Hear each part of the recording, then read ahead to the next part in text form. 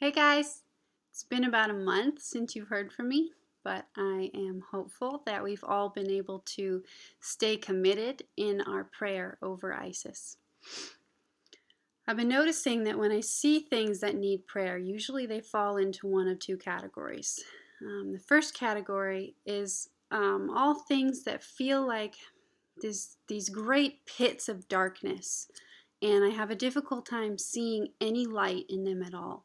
Praying for things like ISIS leaders to convert to Christianity and children and women who are suffering at the hands of ISIS to be protected and comforted.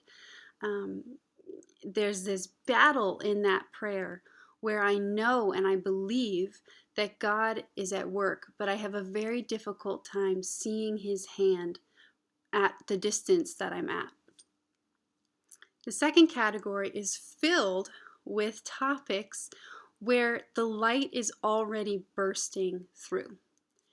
We haven't spent a whole lot of time praying for these things, but we're going to spend the month of April on one of them.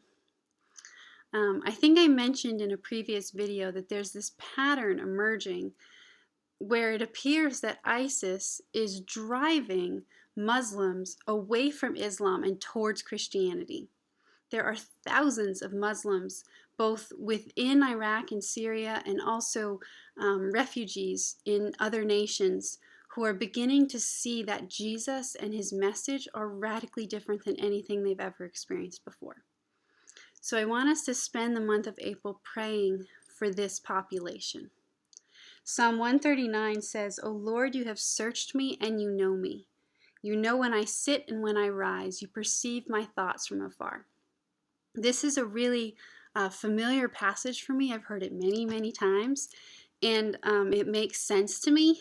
Maybe it shouldn't because it's really pretty incredible, but for most Muslims, the thought of a God who loves and pursues and sees and cares about them personally is a radical new idea.